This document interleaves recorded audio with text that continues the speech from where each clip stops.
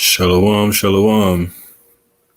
We about to get started in a second, waiting for some more people to come in. I know it's been a couple weeks since I did one of these lives, but we're gonna restart this late night love session. Kick it off right.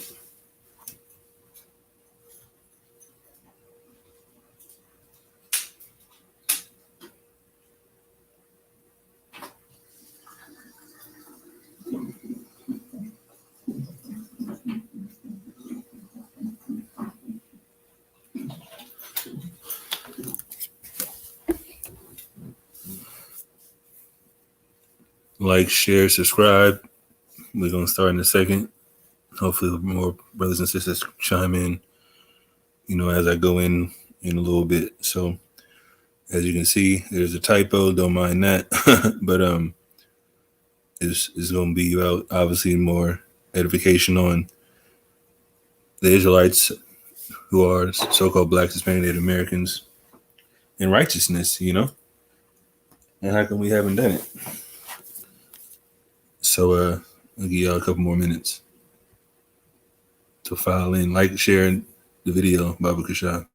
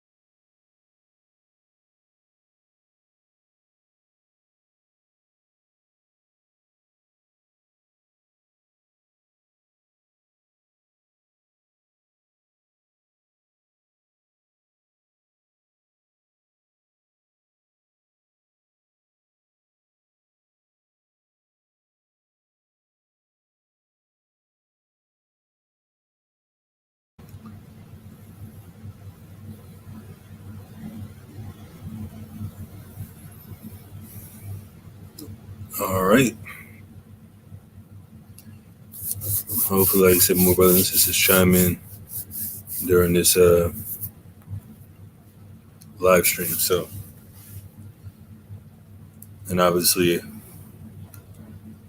I'm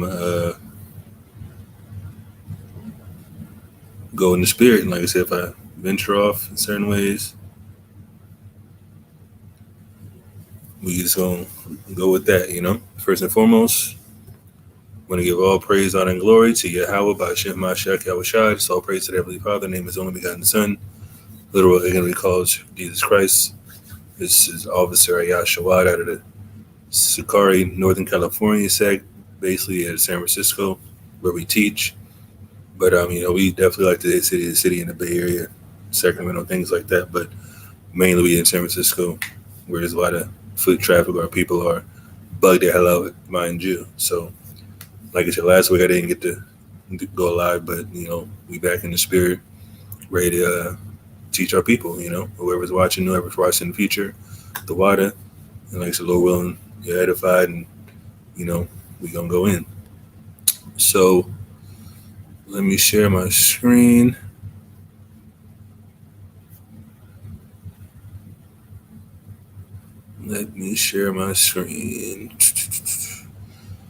And as you know, all the verses are going to be on here because they're not the Apocrypha in the blue letter, but we're going to go on it.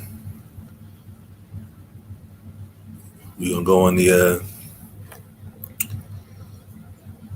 go on the verses in the spirit, like I said. So, Shalom, Shemakia. You already know. I know you steady in here. But, like I said, the topic of the conversation, how about we try righteousness? How about trying to be righteous? Like I said, I did a little typo. I was hurrying up when I typed it, but I'll edit it after this video. Shalom, Kanal. But like I said, how about trying righteousness as a nation? We're already doing wickedness. As a matter of fact, that's what I'm gonna start with. I got a precept.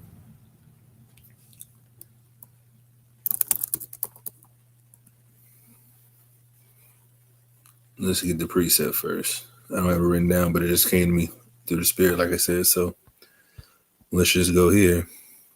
Jeremiah 4. Matter of fact, let me put it in this list actually.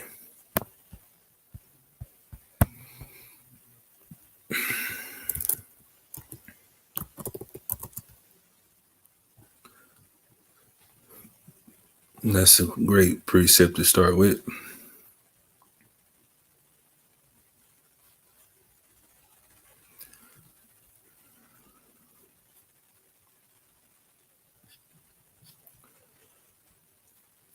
Jeremiah 4:22, that infamous precept. Let's just start here. This is a perfect segue into what I'm going to go into. Jeremiah 4:22. For my people is foolish. They have not known me. We haven't known the Most High. Even though we're the Most High's people, Jeremiah is writing this in captivity, describing our people and our thought process and by our actions what we're doing. God's chosen people in captivity for what? Breaking God's laws. Nothing new under the sun. We're still here today. But like I said, that's why I'm teaching, because people that are in the know, people that might see this video in the future, they got to learn and how to maintain this walk. And that's, like I said, the main objective right now, being in these last days. So let's start from the top. For my people is foolish. They have not known me. They are sottish children, meaning stupid. We can get in NOT later. And they have none understanding. They are wise to do evil, but to do good, they have no knowledge. So like I said, at everything that we've tried in the earth, Black, Hispanic, Native Americans over the course of history, how about we try righteousness? How about that? How about doing well? How about loving our neighbor as ourselves? Like I said, there's all type of gangs and, different cliques and, classism and, materialistic people that want to cling to those types. But in all actuality, as a people, we should be treating each other accordingly. No matter how rich you are, no matter how good you look, no matter what social status you have, what degree you have, as a nation, we're supposed to be supporting each other, lifting each other up, and helping each other out. And that's what we're supposed to be doing every day, But guess what? As Jeremiah the prophet wrote, We're side as children. We're stupid. How are we stupid? Because we're not keeping God's laws. We're sinning. We want to be like the world. And that's what the world calls Christ. Hamashiach, Yahushai, his brother, wrote in James, whoever is a friend of the world is an enemy of God. So guess what? A lot of the nation of Israel are enemies of God because they're stupid. They have no understanding. They say they know God in actuality, like it says in Titus. In their works, they deny him. The works that we're doing is evil. We're wise to do evil. We're wise to sell drugs and pimp and pander and be materialistic and eat abominable foods and celebrate abominations, things like that. Like I said, we all know what season we're in, the quote unquote holiday season. Those are things that we're wise to do. We're wise to do evil abominations that are in idolatry. But to do good, they have no knowledge. We can teach about this till kingdom come, which we will. But in all actuality, Most High already set apart the 1/3 from the 2/3 nation of Israel in these last days. So guess what we're going to do? That's on the right-hand side of the Most High. We're going to teach our people, whether to hear or forbear, to do what's righteous. How about trying that for a change? And that's why we go out every week, because, hey, we got to be the voice of the Most High. As people that know, that are wise, that understand what's going on, that, hey, at the end of the road, the Most High sees everything. There's going to be a judgment, and you're going to be judged according to what you do. And if you're being stupid and not understanding what's going on, the judgment's written that, hey, the lake of fire is waiting you. And like the Lord willing, people that sin the truth don't fall off and go into that in that route, you know. So let's see what the righteous in the eyes of the Lord. Let's go to the very next verse, Deuteronomy 4:5-9. A very common precept that brothers use in all camps, all Israelites. You know, it's in the law, which is supposed to be a staple or heritage, like I said before. Deuteronomy 4:5-9. Behold, I have taught you statutes and judgments, even as the Lord my God has commanded me, that ye should do so in the land where ye go to possess it. Keep therefore and do them, for this is your wisdom and your understanding in the sight of the nation. So what we don't understand is the laws, like I said before. We're supposed to be keeping the laws no matter where we are, no matter what condition we're in, no matter what. And it's supposed to be our understanding in the sight of the nations, in the sight of the heathen nations that are reigning over us. When we're keeping the laws, we're set apart from everybody else. We're dressing differently. We're acting differently. We're talking differently. You know, obviously we can definitely correlate with certain activities as far as being out about playing sports or doing music, things like that. But our ultimate walk is a righteous walk, set apart walk that we don't do what everybody else does. So let's continue. Which shall hear all these statutes. The nation is going to hear the statutes that we're following and say, surely this great nation is a wise and understanding people. So when you're keeping the laws and commandments of God, other people will be like, man, that's a wise and understanding people. These people know what's going on. They're not stupid, like Jeremiah said later on down the line in our history. So like, for what nation is there so great? So we're great when we keep understanding and being wise and following these laws, who have God so nigh unto them, as Yahweh our power is in all things that we call upon him for. And what nation is there so great that have statutes and judgments so righteous as all this law, which I set before you this day? Only take heed to thyself and keep thy soul diligently, lest thou forget the things which thine eyes have seen. So what happened here? We're in the wilderness as a nation at this time of Deuteronomy. Moses already, well, this is before Moses died, Slakia. Moses is still giving us the second round of laws, because he broke the tablets originally when we built that calf. But it says, let me read that again. Only take heed to thyself and keep thy soul diligently, lest thou forget the things which thine eyes have seen. What do we see? We saw the plagues. We saw the Most High split the Red Sea. We saw the Most High put the Red Sea back in its normal state and kill the Egyptians that were chasing us. We saw the Most High, drop bread out of the air and manna out of the air, Slakia. Allowed Moses to crack a rock because we were thirsty, and he gave us water to drink. We saw all those miracles. We saw Miriam get leprosy for bucking against Moses. We saw all that type of stuff. We saw the cloud by night and the cloud by day and the fire by night following us. That cloud that was Mashiach, as it says in the New Testament. We saw all those things. So it says, keep your soul diligently, lest you forget the things which I have seen, and lest they depart from thy heart all the days of thy life. But teach them thy sons and thy sons' sons. So this is supposed to be a generational thing passed down to our children so we don't break God's laws. But guess what? Most already knew what was going to happen. He's the supreme deity. He allowed it to happen. He allowed our people to be childish people and stupid people and be monkey see, monkey do, and try to be like other nations and just be playing wicked. It's ridiculous. But how about we try righteousness again? What could that hurt? People laugh at you for wearing fringes, or people think you're Muslim for not eating pork. Like, that's irrelevant, because this world is going to pass away soon. Not physically, but as far as rulership and what's going on, the wickedness that's being run rampant and promoted and applauded, all that stuff's going to end. But guess what? The people that are going to stay the path, stay the course, and be diligent, like it says before, we're going to be wise and understanding, and the Most High is going to bless us for those works that we're doing as brothers and sisters. Matter of fact, let's keep going. I know I have a couple of the verses that might not be on this list.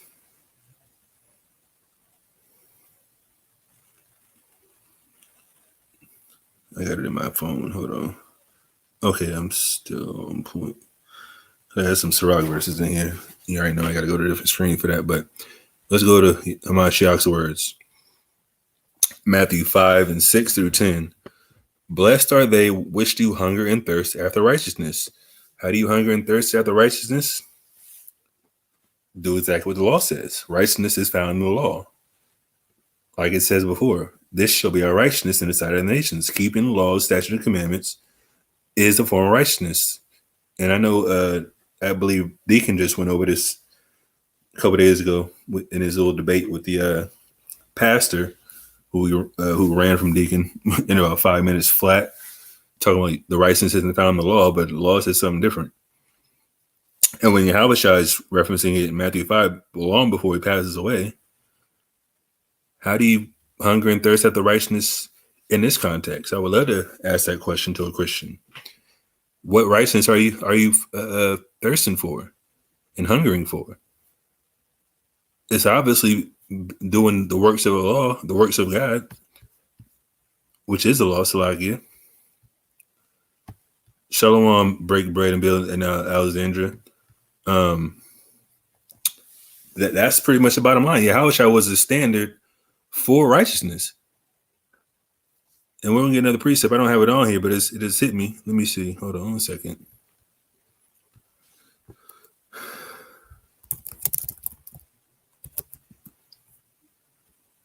I'm going to share this other screen. John 6 and... Let me share the screen again.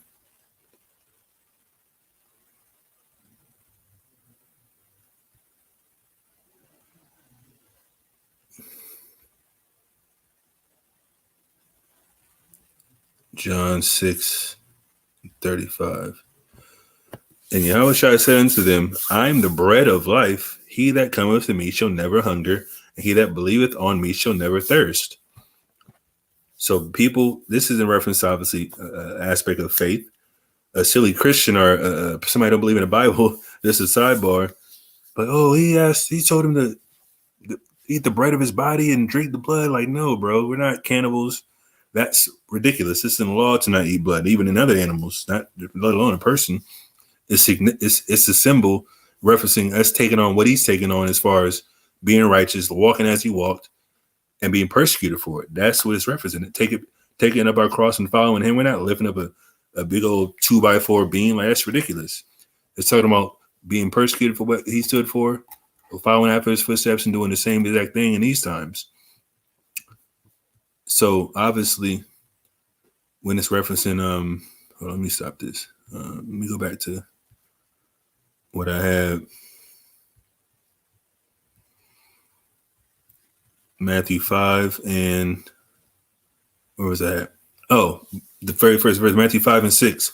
Blessed are they which do hunger and thirst after righteousness. You're hungry and thirsting after righteousness that Yahweh Shai set up as a standard, which is repenting and which is turning from sin, which is keeping the law. Because if you're not sinning, that means you're keeping the law. You're not breaking God's laws. That's the righteousness. That's the standard, which was obviously written in the law, the Deuteronomy. So, for they shall be filled. We're going to be filled how? When we start doing the works that Yahushua did. Not necessarily healing people like he did. We don't have that spiritual power as of now, but it's just talking about how we walk, how we perform acts, how do we treat our people. It's very basic. But people try to put a spin on it due to this Christian doctrine, talking about, oh, we can't keep the law. The law brings wrath. But no, the law brings wrath when you break it. That's sinners that Christians proclaim to be are self-proclaimed sinners and think they're going to be saved still. Like, that's ridiculous to me. It says the righteous are scarcely going to be saved. That's what Peter says. So which one is it? Are you going to be saved as a sinner that doesn't keep the law, doesn't even try to keep the law, that thinks the law is done away with? Or are the righteous scarcely going to be saved? Oh, my righteousness is found in Christ. Okay, well, that's fine, but he only died once for your sins, which are past, as it says. So you continually sinning, you're slapping in the face. That's what Galatians 2 and 17 says, you know? So it doesn't make sense when a Christian or a bugged out Hebrew Israelite, a Christian Israelite, tries to make it seem like, oh, well, the law is done away with still. We're in a new covenant, that type of madness. When all actuality, if we're in a new covenant, just as a sidebar for the topic, we be keeping the law perfectly at that time still. So they can't get around the law at this point. Yes, the law does bring wrath, but why does it bring wrath? Because you're sinning. You're in sin. You're breaking God's laws. But let's get back to the words of Christ. Shalach,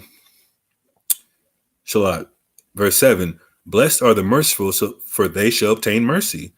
Being merciful on people is as an example, just, you owing somebody money or somebody owing you money. You're not badgering them. It actually says that in the Bible. You keep badgering them about the money and, hounding them for it. That can bring pressure upon people. Shalom, King Ephraim. That's a form of mercy, not just being, kind of like an Indian giver in a sense. People just give out money and commit usury on people. It took you so long to do. I need an extra on top. That's usury. That's against the law. Another form of mercy, like, seeing a fellow Israelite that might not be in the truth per se, but just helping them out with some food. Like, people coming to us all the time at camp, ask us for money. We're like, well, first of all, if you know we hold camp at, it's a very, very active, drug area, homeless people area. And there's also tourists walking around. There's a lot of business people walking around. It's kind of like a mixed multitude of just a melting pot of just, I don't want to call it madness, but it's a lot of, low level, people that walk around that area. And obviously they see us out there every week. They know what we do, but some people, they're not in the right mind. They come to us, ask us for money, like, but it's like, hey, I'll buy you something to eat. I'll buy you some food, buy you something to drink. We don't necessarily want to sponsor their drug use. So we don't necessarily want to give out money, but that's a form of mercy as well, just helping them out. Because obviously in the law, it also says we're supposed to help our poor. We don't have the means to do it, in a long-term aspect. But hey, if you got it, you should be able to help out somebody and bless them in that sense. Because as I always put, blessed are the merciful, because you're going to obtain mercy. And I can go into so many precepts on that, but I want to just keep reading because this is only the second or third verse I didn't read. So I'm going to continue.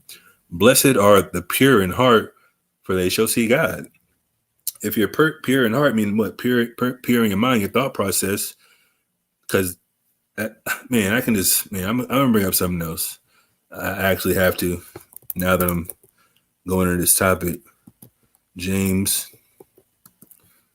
chapter 1, I believe it's 12. Let me see. Matter of fact, let me start. Yeah, let me start at 1 and 12. I'll go ahead.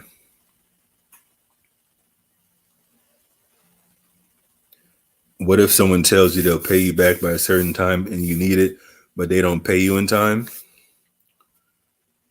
I mean, do they have it to pay you back in time? That's a different question. Because obviously, there's context to everything. Obviously, if they have it and they don't pay you back, that's wicked as hell. Let me try to find that precept actually, because it talks about lending people money and not badgering them about it. I believe it's in SICARII. I haven't read it in a while. Let me see. They don't have it. Well, if they don't have it, I mean, like I said, you can't you can't squeeze blood out of a rock, as they call it. I mean, it depends on how long it's been, Alexandra. It's not wrong to mention it, like I said, because obviously, if you ain't heard from him in a month and a half, 2 months, and you just see him posting online and all this other madness, like I said, you can definitely check up. There's nothing wrong with checking up on people. I've let people borrow money and let it run off for a few months because I'm not stressing over it. I'm not saying you're asking in reference to you needing it, but if you need it, like I said, I would definitely maybe ask somebody else, and like I said, and y'all can play that. But Jose, is that the precept, Jose? I don't know if that's a precept. Let me see.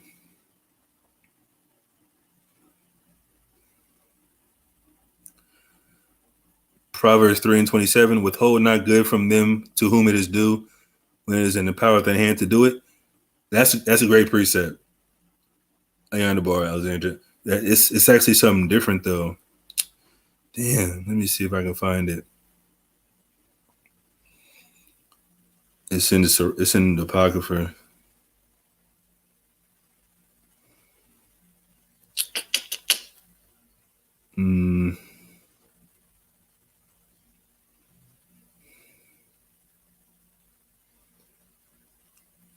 Yeah, like I said, sometimes you gotta, if you need it, like I said, and the person don't got it, like I said, you can't really do nothing about it. I mean, if they lying to you, that's different. But you might have to go ask somebody else for it. And like I said, you'd be good for it at that point. But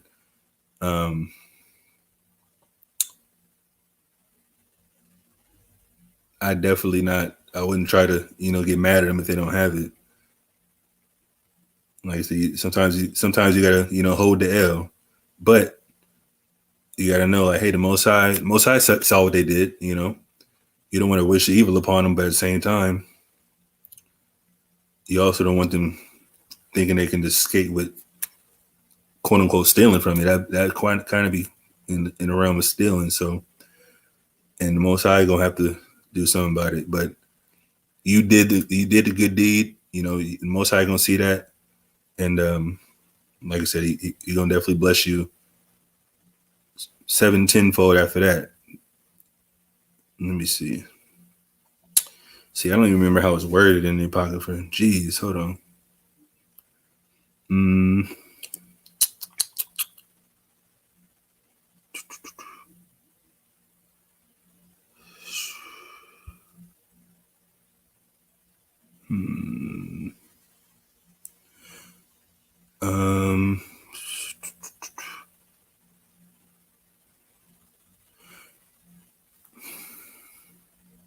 Salakia. Sirach 12. 12 and I mean, that's not what I'm looking for.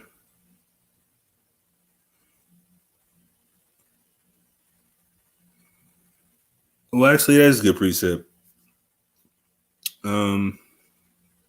Sirach 12:3. There can be no good come to him that is always occupied in evil, nor to him that giveth no alms. So alms is different than tithes. Tithes is a requirement, obviously assigned to the Levites in the temple, and obviously transferred to the poor and the widows of our nation. Verse 4, give to the godly man and help not a sinner. We all know if you're helping a bum on the street or somebody that's less fortunate than you, that's an Israelite, more likely we know they're sinners. But like I said, it's at your discretion. You know, I've declined many people of our own people. I'm not gonna lie. I'd be like, man, I'm not gonna help you. I know, you know. First of all, I'm probably in a rush. I'm not gonna say I'm not. I'm just looking at them starve to death. Like, nah, I'm moving. You know, I'm on the run. But you know who's a sinner, who's not. Like I said, that's why we don't give out money. We can do the food aspect and drinks, whatever the case may be. Verse 5. See, this isn't a law, but you know, it's just the wisdom that Sirach gave at this time. Do well unto him that is lowly, but give not to the ungodly. Hold back thy bread and give not unto him, lest he overmaster thee thereby, for else thou shalt receive twice as much evil for all the good thou shalt have done unto him. Obviously, this isn't talking about somebody's less fortunate, but it's talking about you giving him the alley and the leeway to get over on you still. Sirach 29. Let's try that. Because I definitely ain't read this in a while. 29:6.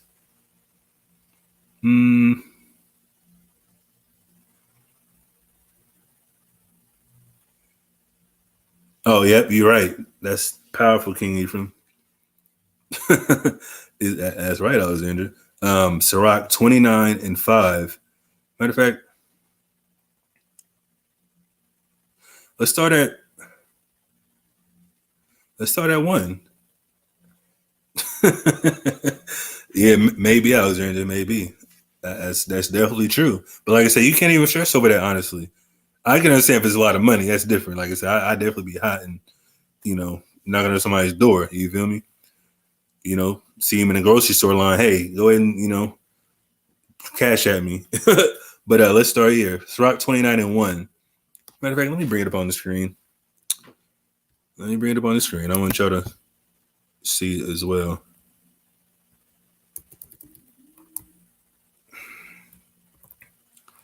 Sirach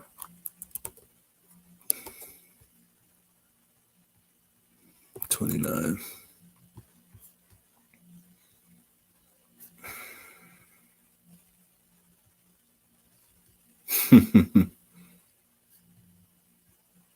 Sirach 29:1. We're going to read down. He that is merciful will lend into his neighbor. So me personally, like I said, I lend to anybody if the Spirit's on me, as an Israelite for sure.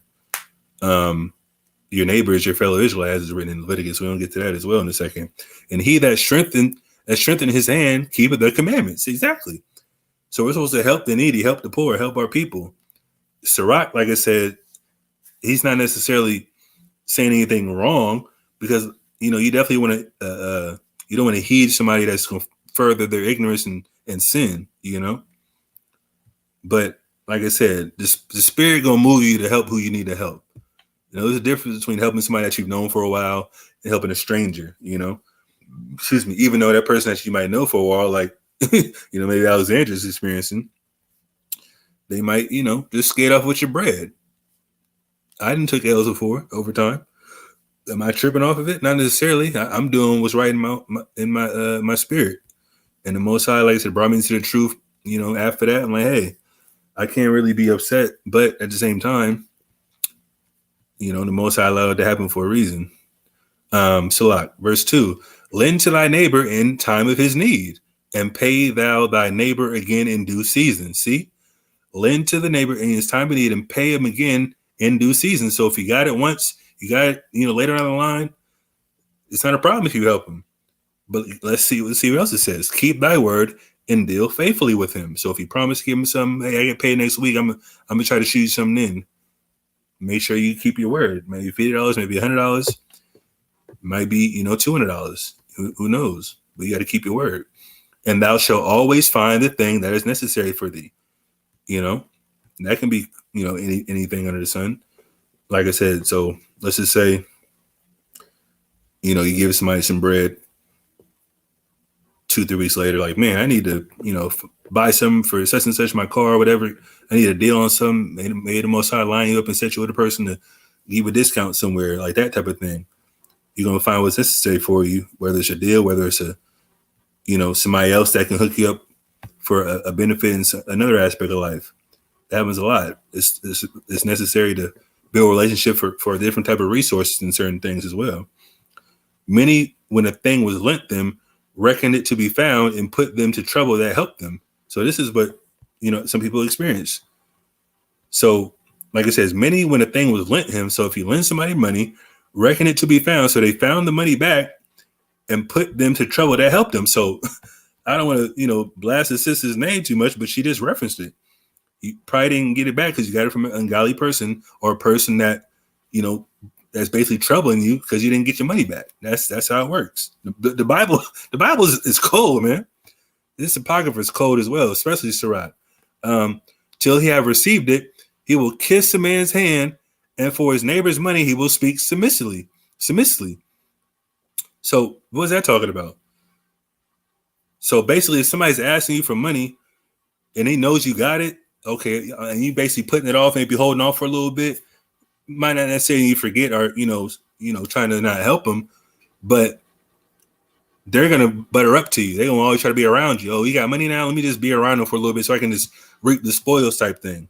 That type of situation. And for his neighbor's money, he will speak submissively. Let's look that word up.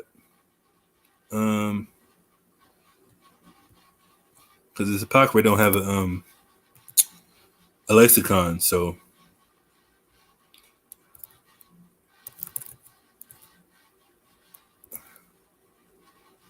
How do you spell that? Submissively. Oh, submissively. I mean, I'm pretty sure I know what it is. Submissively.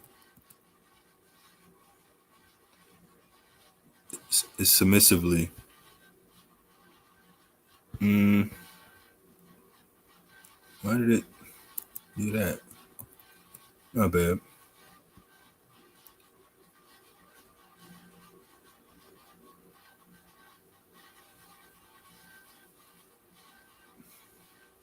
Salak.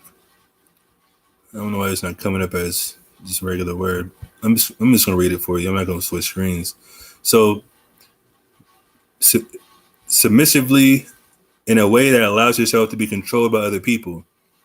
So basically, and for his neighbor's money, he will speak submissively. He's gonna allow you to think, okay, I'm gonna do whatever I can until I get this money out of you. I'm gonna offer to, wash your car, go get some food for you one day. Who knows? But when he should repay, he will prolong the time and return words of grief and complain of the time. Didn't I tell you it was in the Bible? I didn't know where it was, but the powerful brother King Ephraim, he brought it out, and it's right here. Just what the sister was referencing. But when he should repay, pay you back the bread, he will prolong the time. He's going to stretch out the time. He's going to go months without speaking to you. He's going months without paying you back and return words of grief. You're like, man, I'm going through hard times and I got bills to pay. I got kids to feed. I don't got it right now. Those are words of grief and complain at the time. Hey, man, you bugging me too much. Why you always bringing up the money? I'm going to pay you back. I told you I'm going to pay you back, right? You see that in movies. You see that.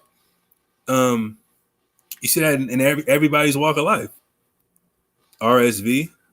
Let me see if I can find the RSV.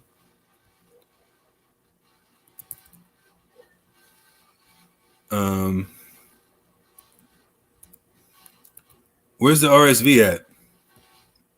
Is that in fact, I'm just gonna Google it. 29. Oh, Bible Gateway. Okay, let's go here. Let me see if I can pull it up on here. Let's share this part.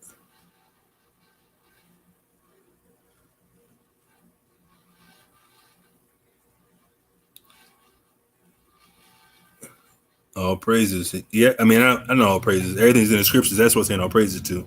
Now that you went through it, Alexandra.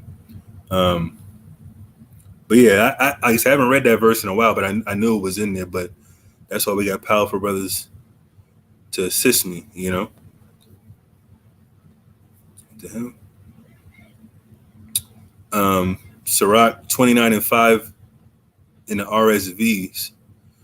A man will kiss another's hand until he gets a loan. Ooh, wee, that's cold. And will lower his voice in speaking of his neighbor's money. But at the time for repayment, he will delay. and will pay in words of unconcern. Oh my goodness. And will find fault with the time. That is cold. Ooh, that's cold. Khan, the water King Ephraim. Definitely, all praise to the Most High. Is that Mayaka? Salakia. King Ephraim? But let's read that again. This is, like I said, it breaks it down a little bit better because it's a more modern translation. So a man will kiss another's hand until he gets alone. So he gonna butter up to you, do whatever he can to get the money from you, and will lower his voice speaking of his neighbor's money. But at the time for repayment, he will delay. He gonna stretch out the time to pay you back. Try to not be around you, not call you no more, not even bring it up in conversation if he is around you, and will pay in words of unconcern. Oh man, I got you. Don't worry about it. I'm gonna get you. I'm gonna get it when I get it. You know what people say? What we call that? Nigga shit. Like you can't bullshit a bullshitter, but sometimes you just gotta let things play out. See if people a man of their word, a woman of their word. Like I said in the first verse. So like, and we'll find fault with the time. Like I said, they gonna be all salty because you're bringing it up. Mayakala Salaki Akia. Maya, got you, brother. So like I said, that's what our people do to a T. Our people gonna complain. They're gonna be all frustrated. They're gonna make the excuses, whatever they can, not to pay you back. Plain and simple. Let me go back to the matter of fact. Let me see what else it says in RSV because I got. Where was that? Oh, right here, slide. Where was I gonna read to? Oh, okay. Yeah, I'm gonna go down to verse.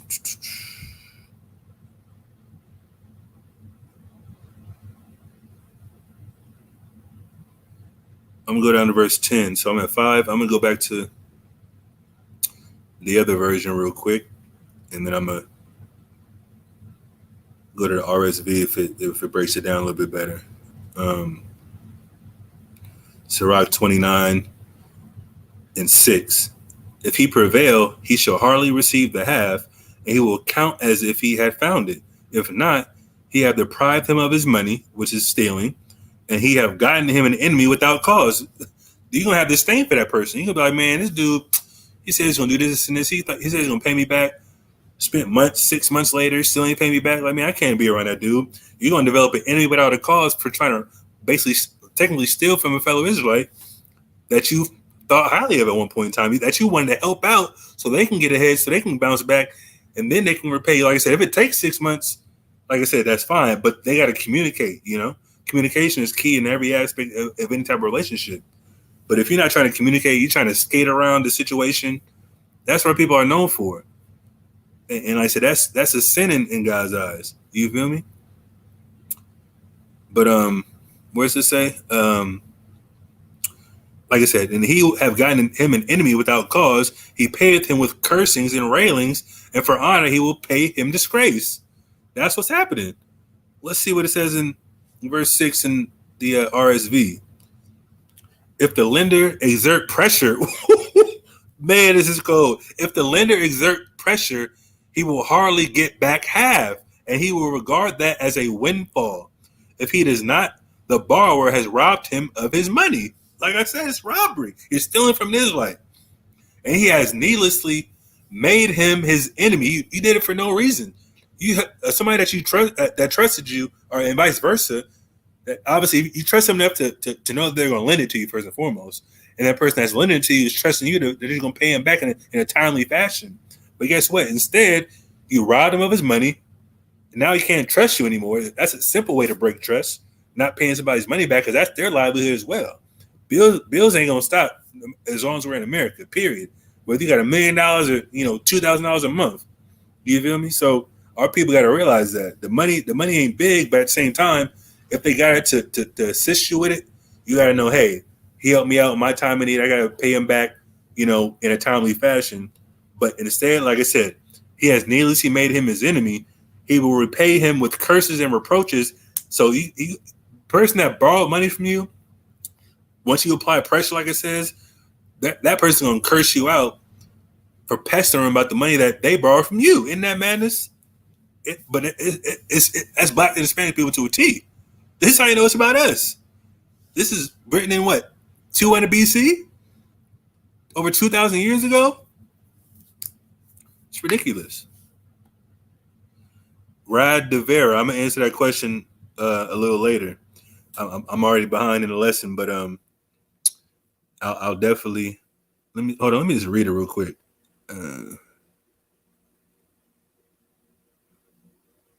Brother, brother. That's ridiculous, brother. No such thing as dinosaurs. The Earth's not billions of years old. That's just ridiculous, brother. I'm gonna be straight up. That's not even that question is just unintelligible. That's all I'll say. The Earth's not billions of years old. Dinosaurs, the dinosaurs that you're referencing and thinking about, those that never existed ever. All those dinosaurs you see in museums, fake, made up. And I'm just going to answer this. I'm just going to put it in this fashion. Do you know why those dinosaur bones are fake? Just plain science, simple science is going to expose that type of madness.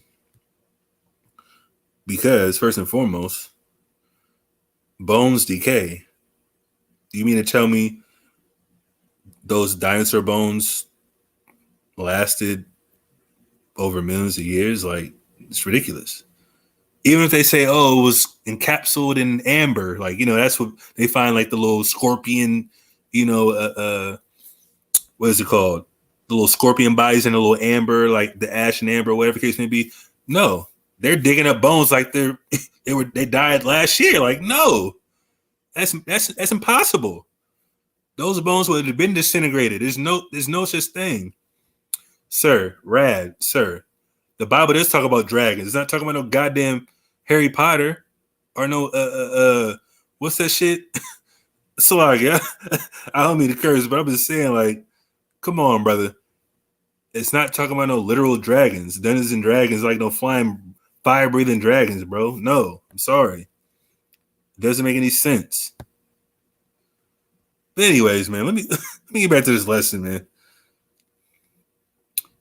Exactly, Mayak. Dinosaur bones last forever. Millions of years later, they're still in perfect tact as they died. First and foremost, what did they say? A meteor hit the Earth. A giant meteorite destroyed all the dinosaurs. No broken bones. No, bro. It's ridiculous. Anyways, man, let me get back to this lesson, bro.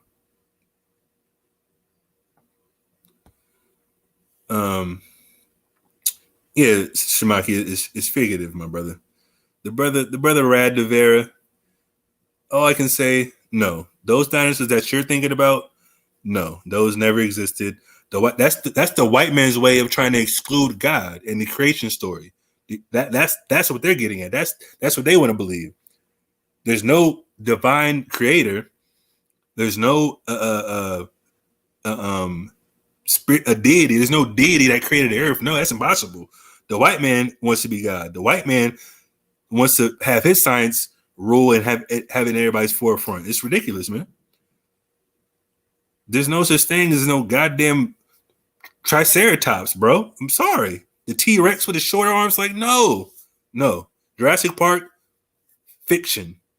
You realize that? Fiction, brother. Those raptors, velociraptors, and bro. No, it's ridiculous. Do you know? I don't want to keep going on this subject, but just as a concept of how it's so fake. You mean to tell me in these Jurassic Park movies they know what dinosaurs sound like? No, they already admitted that they use current animal noises and pair with the dinosaurs because they don't know what the hell dinosaurs sound like. It's possible. But anyways, let's keep going. We're talking about people that. Oh, so like, matter of fact, we're talking about people that steal money from Israelites. And like I said, it all goes into righteousness, by the way, through the Spirit. The sister brought up a good point, but like I said, I brought up an example, and like I said, we're just in the spirit right now. But the brother Rad Devere, hopefully, that was edifying. I don't mean to curse at you, brother, but yeah, just keep that in mind. The quad is retarded. Yeah, that's a childhood classic, brother. The Land Before Time, that was my joint too. I ain't gonna lie. But yeah, fiction still, brother, fiction. Let the kids imagine that. But anyways, where I'm at, verse 6. Let's read 6 again. If he prevail, he shall hardly receive the half, and he will count as if he had found it. If not, he hath deprived him of his money, and he hath gotten him an enemy without cause. He payeth him with the cursings and railings, and for honor he will pay him disgrace. Verse 7. Many therefore have refused to lend for other men's ill dealing, fearing to be defrauded. Black and Hispanic people to a T. Facts. We all go through hard times. Like I said, in the Israelite community, we should be more willing to give and, accept, certain, nuances, like people going through things and okay, I had a setback here. But at the same time, like I said before, we got to communicate with each other. We brothers and sisters, we should be able to communicate with no type of judgment, no type of, scorning, things like that. Even if it takes a little bit longer than expected, you should be able to come as a person or as the borrower, the person that borrowed the money. You should be able to come to the person you borrowed from and, hey, bro, like, I don't have it all. I can give you, $20 here, $50 here. Maybe I can set up a payment plan. That's not a problem. People act like, oh, I borrowed $300. I got to give you the whole $300 back right when I get it back. No, maybe I can give you $50 a week, $50, $100 every 2 weeks, that type of thing. But guess what? People get defrauded, like the sister and the other brother that's in the chat, and they don't want to give money no more because they got fear of being defrauded again. It happens. That's natural. The Bible is cold. Let me see what it says in this version. Hold on, let me see this full chapter. I'm gonna start having to go to the RSV version. I didn't know they had the Apocrypha in here. Let's read. Hold on, where was that? Verse 7. RSV says, because of such wickedness, therefore, many have refused to lend. They have been afraid of being defrauded needlessly. Pretty simple. That's what happens in our community, man. Yeah, never ending story. That was a good one too. But yeah, like I said, our people, that's why it says to give to the godly person. That's why it's more beneficial. Like I said, I don't want to say people in the truth haven't defrauded anybody ever, but we ought to have the faith and the trust. Okay, especially the people in your congregation. That's in my belief, in my personal opinion. I'm only going to deal with people in my congregation. Period. I can't hold anybody else accountable that's not in my congregation. I can't chase anybody down that's not in my congregation. That's just me. And that's smart. I would think that's common sense to me. If you got a congregation of 50, 100, 200 people, you should be able to scrap together some money pretty quickly and pay those people back accordingly if that's the case. Some things don't have to be paid back. Some things, you can sponsor them if you got it. Like I said, if you got 200 people in the camp, in the congregation, just like you. Where's my thing coming up? If you got 200 people in the congregation, you need $200. 20 brothers can give you $5, right? Or $10. That's easy. So you don't got to pay everybody back. It's not a burden on everybody. But like I said, you deal with one person, you give them a lump sum, you get defrauded, you're not trying to do it no more. And that's natural. But like I said, that person should be ashamed of themselves. Robbing an Israelite. Verse 8. Yet have thou patience with the man in poor estate and delayed not to show him mercy. So like I said, even though you might not be feeling like paying anybody else, you still got to have a little bit of patience and mercy on the person that you let borrow money from you. Because like I said, you don't know what they're going through. Like I said, if they're not communicating with you, that's different. But if they're communicating with you, telling you every step of the way, or try to work it out over time, like I said, that should have a little more credence not have you feeling like somebody robbed you. But like I said, everybody's not the same. Everybody don't move the same. Everybody don't have the same character and what's the word? Integrity. That's what I'm looking for. They don't have the same integrity and morality when it comes to that. Help the poor for the commandment's sake, and turn him not away because of his poverty. Like I said, we have laws. We had laws in place in our land that we had poor people, wouldn't allow them to go starving and not have a roof over their head. That's ridiculous. And this time, like I said, it's a little bit different. We know half of our people that we help out, not necessarily in our congregations. We know they're poor and don't have the means to pay us back. But like I said, they're not going to ask us for no $200. People come to us on the street. Oh, let me get $2. Let me get $5. I'll give you some food instead. I know you're hungry. Because I'm more likely, like I said, they're going to use that money for some wicked stuff. But let's see, verse 10. Lose thy money for thy brother and thy friend, and let it not rust under a stone to be lost. That's pretty self-explanatory. If you got it to give it if it's on your spirit. Like I said, we don't want to be defrauded again, but at the same time, you got to know who to give to. Like I said, give to the godly man, give to the godly sister, and that's pretty much self-explanatory. Yeah, let's get back to this lesson. But that was a powerful little point. I was going to go to James. I have it pulled up on the other screen. What was I going to go to James for? Damn, what was I going to go to James for? I don't even remember. Ooh, wee. That was like 20 minutes ago. I was thinking about James.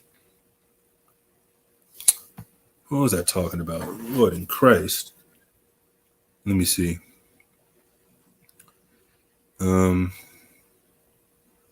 Nope, I don't have that. I'm just gonna keep going. I got James put up, but I don't remember the point I was making with that. Salakia. We read Yahushai's verse, so let's go to Psalms 5. Salak. I don't think I finished this. Matthew 5:9. Blessed are the peacemakers, for they shall be called the children of God. Children of God, Israelites, peacemakers. Obviously, like I said, being patient and being merciful to people is also a form of peace. Not necessarily scolding them or mocking them and cursing them out for no reason, that type of thing. We can definitely rebuke our people, which is definitely what we should be doing, which is what we do for the most part on the streets for those that teach. Because like I said, we definitely match fire with fire. Blessed are they which are persecuted for righteousness' sake, for theirs is the kingdom of heaven. So the people that are going to be blessed with the kingdom of heaven is people that's going to be persecuted for righteousness' sake. People that's going to be persecuted are more likely, like I said, the Israelites that are, in the Americas and overseas. Like I said, I just read a crazy story about a sister getting beat to a pulp, and they deleted the footage in France. A black chick, a 10-year-old. I think a couple people reposted it in here, but it's just like, she's an Israelite, of course, but I'm pretty sure she wasn't keeping the law. But more than likely, things like that are going to start happening to the Israelites. And I think Sergeant Yatab put out a video about how they're trying to, paint a picture to where Israelite fathers are somehow killing their family members for being in an Israelite, quote unquote cult, as they call it. There's two different stories out that are depicting a father, a black father, somehow, some way, have their kids or basically women that are under them die with unspecified causes in their home. There's no real reason. They don't have any reasons yet. They just died. But the main focus is, they're black Hebrew Israelites. Like, what? That's a form of persecution. Media slander. They're trying to ramp up the slander on the Israelites so they can persecute us. That's what they did to the quote unquote fake Jews back in the day. That's what Hitler did. Hitler was talking bad about the quote unquote Jewish people for quite some time, and then what? He got a little backing from the public and people that were on his side, and then he started persecuting them, killing them. Not necessarily how they said it in history, but they did die. A couple hundred thousand people died, but not 6 million. But yes, kind of quad. Yeah, that was a powerful video. It's a psyop. If you don't know what a psyop is, look that up. A psychological operation. That's what the news does. They put out storylines, knowing damn well it's not true and there was no facts to it, but they make it seem like it's true because guess what? They have a plot and a plan to persecute the Israelites, the true prophets of God, because they know in actuality they know these prophecies are going to come true, but they don't want the truth getting spread like it is. It's reaching celebrities. It's reaching prominent people in entertainment that have voices that can speak out on TV as well, that have bigger voices than the news anchors for the most part. Obviously they can push the narrative a little bit longer, but at the same time, we're going to push our narrative. We're going to push our quote unquote propaganda to the masses. And we've been doing that as a nation since, I'm going to say since the 60s, but as far as the One West application, since 1969. But like Yahweh said, blessed are they which are persecuted for righteousness' sake, for there's the kingdom of heaven. We're going to the kingdom of heaven for being persecuted for being upright and keeping these laws of God and teaching our people accordingly. So let's keep going. Psalms 5 and 8. This is Psalm of David. David wrote a lot of Psalms, but let's see what he is referencing. Lead me, O Yahweh, in the righteousness because of mine enemies. So we want to be led in righteousness because of our enemies. So we're behind enemy lines getting attacked left and right, spiritually, emotionally, physically, psychologically, and by our food, obviously. We want to be led in righteousness by the Most High in these last days. We don't want to go off course and have the Most High take his Holy Spirit from us, as David also prayed for. We got to have that same prayer, that same spirit, Make thy way straight before my face, for there is no faithfulness in their mouth. Talking about the enemies, the heathens, excuse me, for the most part. Their inward part is very wickedness. Their throat is an open sepulchre, like a potty. They flatter with their tongue. Destroy thou them, O power. Let them fall by their own counsels. Cast them out in the multitude of their transgressions, for they have rebelled against thee. Obviously, the Israelites rebelled against the Most High as well. So David's talking about destroying people that rebel against the Most High. So this can be referencing Israelites as well, but David's enemies, obviously, at this time, because he ruled both kingdoms, is mainly talking about the heathen. But verse 11, but let all those that put their trust in thee rejoice. Let them ever shout for joy because thou defendest them. The Most High is going to defend people that are righteous. That's what we want to be in these last days. We want to be defended by the Most High for doing exactly what he told us to do. And doing it for a long period of time, enduring, like it says. Because thou defendest them, let them also that love thy name be joyful in thee. For thou, Yahweh, will bless the righteous. So that's what you're going to get. You're going to be blessed as somebody is righteous. With favor will thou compass him as with a shield. And the him can be obviously the woman or the man.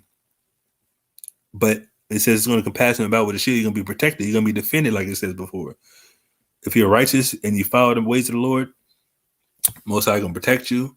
He's going to make sure you don't succumb to the evilness that this devil got planned for the Israelites. Like I said, and you're going to be able to see through the madness that they got planned too. Like I said, they got some, I don't want to say too much, but I think Deacon was talking about it as well, about the Rex 84 and the 20, I think it's the, what's it called? 2022, or excuse me, it's like a 2030 plan or something like that. Project Megiddo, I reference that as well. So the Most High gonna protect you from everything that's coming towards you if you doing what he asked you to do. Let me see if I skip anything. Psalms 11 and 7. For the righteous, Yahweh loveth righteousness. Yahweh loves righteousness. That's why he's going to protect you. He's going to defend you. He's going to lead you in the way that's pleasing to him. His countenance doth behold the upright. The Most High going to look at the upright. He going to love you, and he's going to be smiling down at you like, hey, this is my son. and who I'm well pleased. That's how he looked at Yahweh Shai when he was on the earth and got baptized. You know. I know I had another verse. Hold on. Okay, let me make sure I'm not skipping nothing. I know Sirach don't show up in the blue letter. Khan, like, share, and subscribe to the video. Bible Kushan. And like I said, I'll answer questions at the end like I normally do. Leviticus 19:15. Ye shall do no unrighteousness in judgment. Thou shalt not respect the person of the poor, nor honor the person of the mighty. But in righteousness shalt thou judge thy neighbor. So that's pretty much how it works. Don't do unrighteousness in judgment. Don't be biased. Don't, just because your friend that you know for 10 years does something wrong, but the person that he did wrong, you don't know as well. You gotta scold that person just basically like you don't know him as well. You gotta uphold the law and not be biased. You can't let everybody else see you be a partial in judgment, because that's evil. That's wicked as hell. That's a sin, because you're going against in Leviticus talking about. Thou shalt not go up and down as a talebearer among thy people. Thou shalt neither shalt thou stand against the blood of thy neighbor. So you can't go out gossiping. You can't allow your brother and sister to get beat up in front of you by heathens, especially, or get killed. Because like I said, people like recording these days. And I think that's what Chief was referencing a while ago. Like, we can't be quick to pull out our phones and not try to stop police from choking out our brother or sister, or got their guns drawn on them. That happened once at camp. It was, I think, last year sometime maybe. Like, I'm talking about like 6, 7, 8 cops ran up to this Mexican dude that was at the bus stop. I don't know what happened. Had their guns drawn on him. We're like, what the hell? Like, we had to yell and scream at him and, make sure we got it on tape. Like, this is crazy. These devils would kill us, at the drop of a dime. You feel me? So we got to be able to, speak up and, be that person of a protection for them, because the Most High can protect us. So we should be able to lend a helping hand to the people that's not necessarily in the truth as of yet, to show them that we got their back and, hey, this is a good person. Like, we should be able to get like him.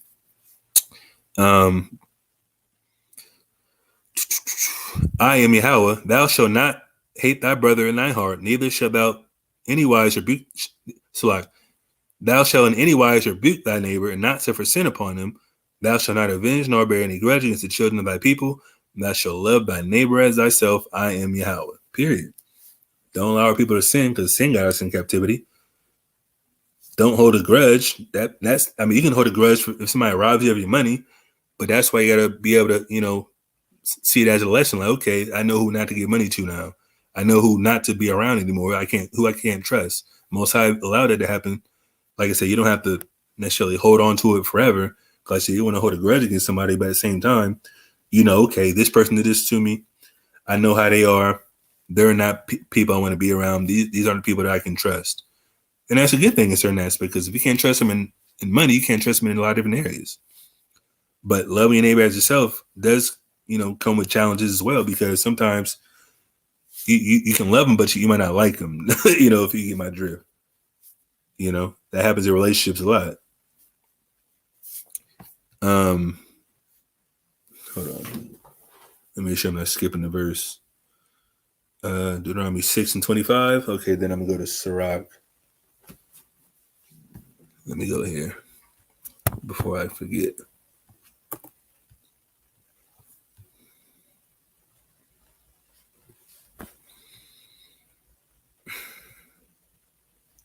Deuteronomy 6:25. Similar concept.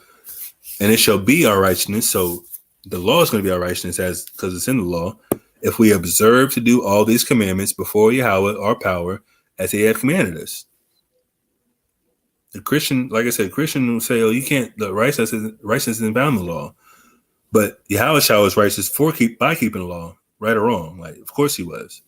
He wasn't as righteous because he was born, from a virgin. No, that's ridiculous. It was because what he was doing was righteous. What he was teaching was righteous. Keeping the law, not being a hypocrite, correcting people, all that type of stuff.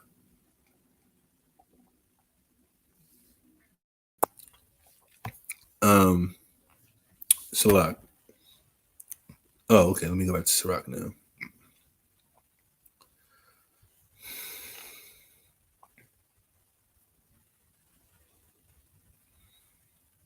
Sirach 7, 1-3. Matter of fact, let me go to Bible Gateway and see what it says here. Now that I know it's a pretty good version.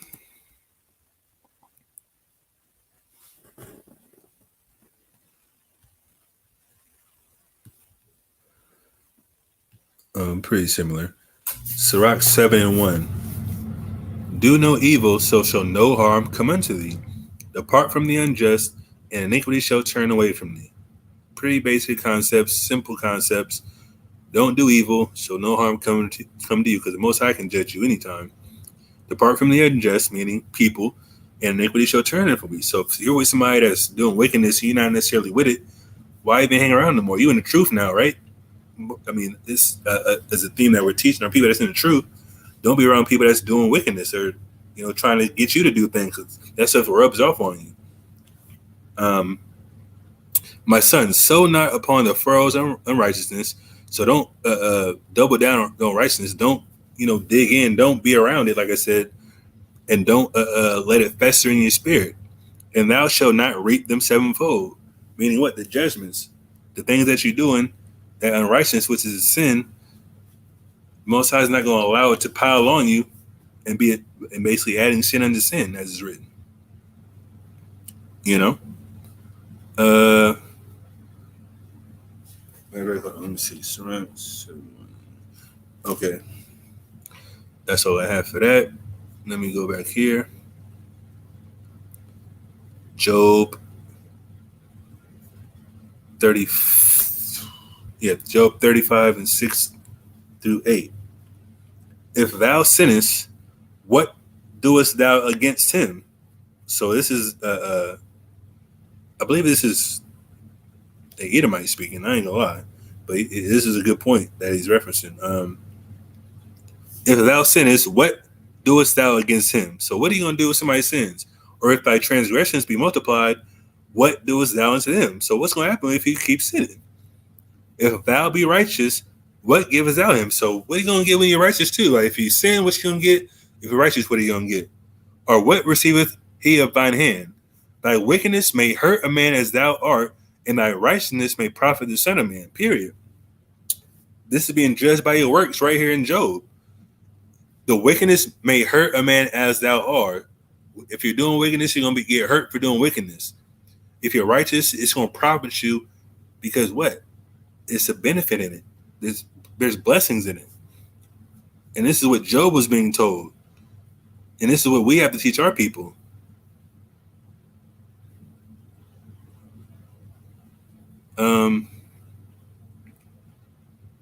I am the first Creole that loves my people of color.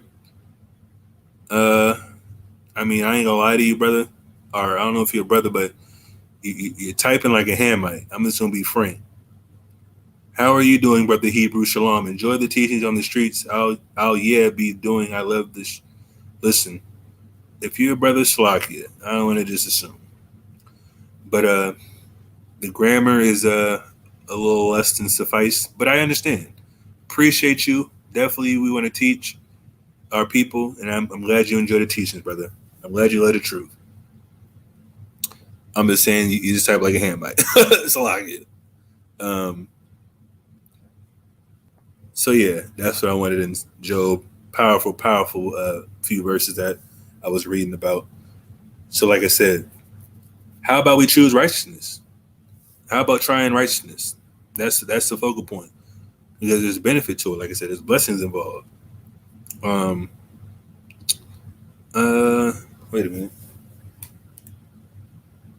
Oh yeah, Sirach again. I'm going back to Sirach, the lock here.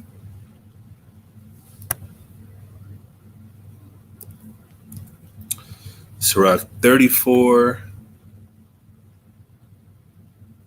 and 4.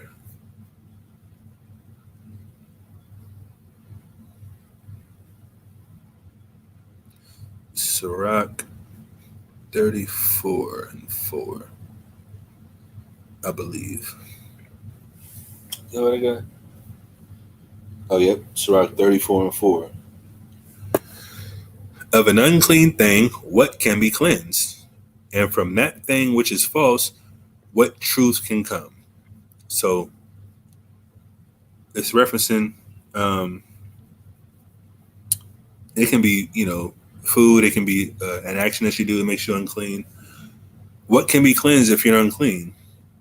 The Most High don't cleanse the Israelites. Obviously, we can get a precept on that. Matter of fact, let me pull that up.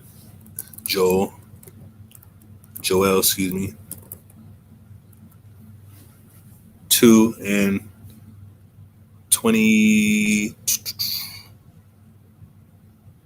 What is it?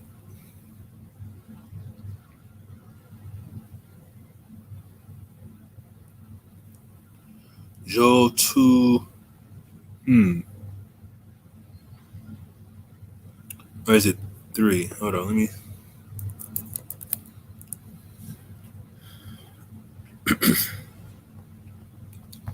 Is it 3? Where am I at? Oh yeah, it is 3. Joel 3:21. Salakia. Let me start. Let's start at 20. For Judah shall dwell forever in Jerusalem from generation to generation, so southern kingdom and northern kingdom. For I will cleanse their blood that I have not cleansed, for the Lord dwelleth in Zion. So this is a future prophecy. So when you read Sirach, it's saying of an unclean thing, what can be cleansed? Obviously, we're going to be cleansed. We can't do it by ourselves, but like I said, we can try to live a righteous lifestyle that's going to leave our, like it says in, I believe it's Jude, a garment that's spotted by your flesh. Your garment is in a spiritual sense, it's supposed to be white as snow, like we're going to get in the future. Lord will only be that number, but you having a garment spotted by your flesh means your flesh is working iniquity and sin, and it's spotting you in the eyes of the Most High spiritually because you're not cleansed. You're not clean at that time. It says that in Isaiah as well. The Most High is going to see us as scarlet. We're going to be white as snow. We're going to be in a new covenant at that time, being perfect. But in all actuality, like I said, we can't do it on our own. We have to try to do it to the best of our ability and be righteous, like I said. But in this context, like it says, and from that thing which is false, what true can come? We can't build ourselves a fleshy heart, as is written. We can't get out of that stony heart because we're in our sinful flesh still. We can do all things through whom who strengthens us.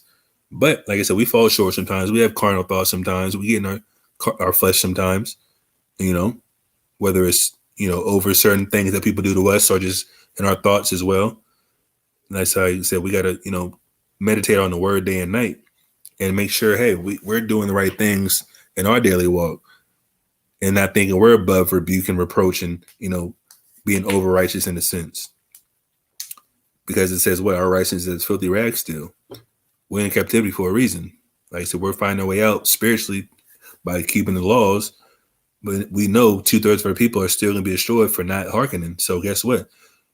Until those 2/3 are destroyed, we're going to be in the same predicament as them, being capable of being judged for doing certain things or not doing it to the best of our ability, and especially not teaching our people. That's the main thing, because the Yahweh commanded us to do that. But that's all I wanted out of that. Let me see. Let's go back to this.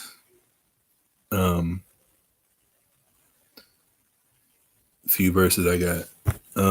Where am I at? Is that what I wanted? No, I want Baruch. Slot. Baruch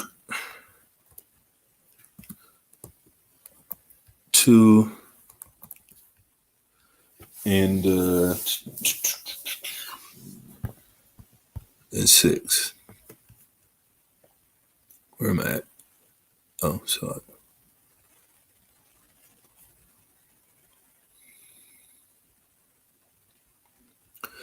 Baruch 2. Salaki, man. Hold on real quick.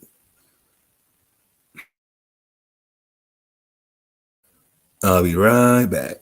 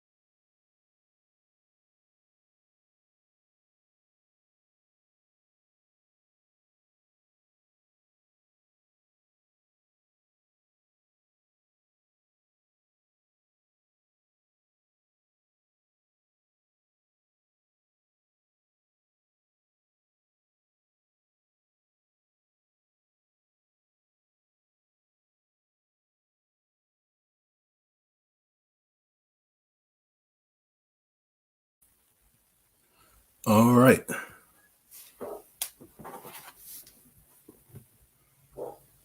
Shalom, Delhi. Jaguar. Just go to like I said, you can go to Bible Gateway. You can go to well, I'm gonna show you where I'm at right now. The screen I'm showing you right now is the Sirach or the Apocrypha, King James Bible Online, and there's an app on the phone. If you have your phone, I mean, you should be able to have it on your phone. It's the KJVA, King James with the Apocrypha in your Bible or your Play Store if you have an Android, or it should be in an iPhone store as well, Apple Store, whatever it's called. They got all type of Bibles on the on the phones, brother. So you should be able to find that for sure.